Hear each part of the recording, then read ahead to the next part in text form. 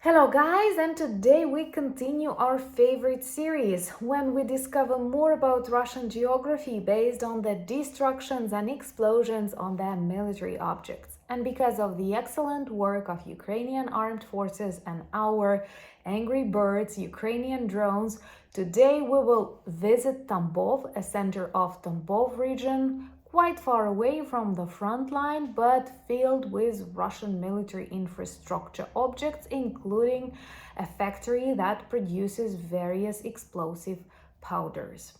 And this factory was targeted by Ukrainian drones that caused a very serious explosion. Well, it's obvious they produce explosive powders.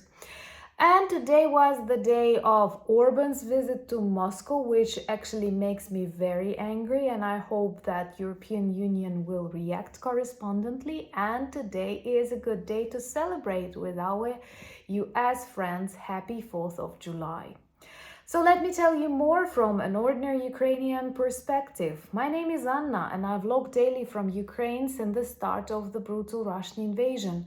So if you're new to the channel, you support Ukraine, please subscribe and help us fight against Russian propaganda and fake news. And my longtime friends, check your subscription status and hit notification button.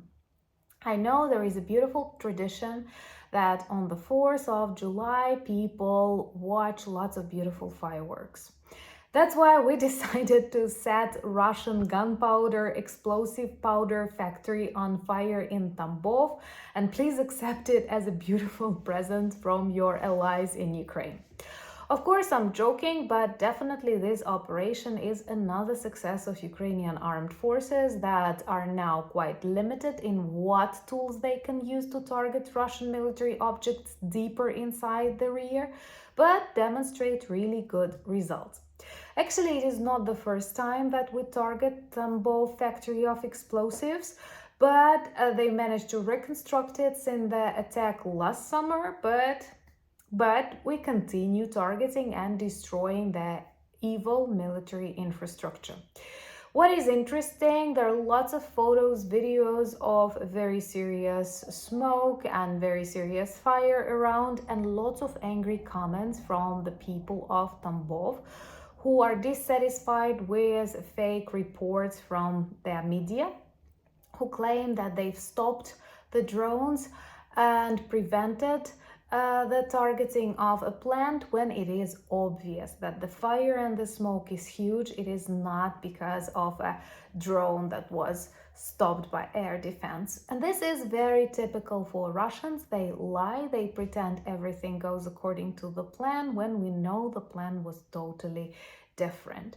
They use various euphemisms to substitute reality. I'm sure you've read about this loud sounds or smoking epidemics on their military objects, or when they bomb their own Belgorod, they say an accidental descent of a bomb, and now they have targeted a drone causing an explosion on their own factory of explosive powder. I don't mind. Whatever they call it, their result is more important for us. I hope that sometime soon our allies will allow Ukraine to target deeper inside Russian area, because we all know prevention is better than cure. This is one of the very first proverbs that I've learned when started studying English, and I can tell you it is totally correct in this context. Authoritarian regimes are observing, and we have to be really strong to protect our democracies. And that's why I'm really happy to congratulate people of the United States with their Day of Independence. Believe me, it may be very difficult to be a leader in this crazy, chaotic, hectic world, but it is definitely better to be a leader than to be an observer. And many people around the world are grateful for your support and believe in your support further. So happy 4th of July. And if you're new to the channel, remember to subscribe. This is the easiest way to demonstrate your solidarity with Ukraine and all the sane democratic world and help us spread more information about our fight. It is very important. And it's very important if we take into account that even politicians of the European Union, like the Prime Minister of Hungary, who has just visited Kiev, decided to travel to Moscow and meet with Kremlin goblin Putin, which I consider is illegal because International Criminal Court considers Putin a criminal. European Union has lots of sanctions against Putin, and I'm sure the majority of EU leaders agree that Putin is a dictator, Putin is an illegal ruler of Russia, and Putin is guilty of thousands of military crimes. And Orban, the leader of the EU country, visits him to to discuss what? I do believe there will be some diplomatic and political reaction. We've heard some already saying that no, he's not traveling there as a leader of the EU, but he is officially.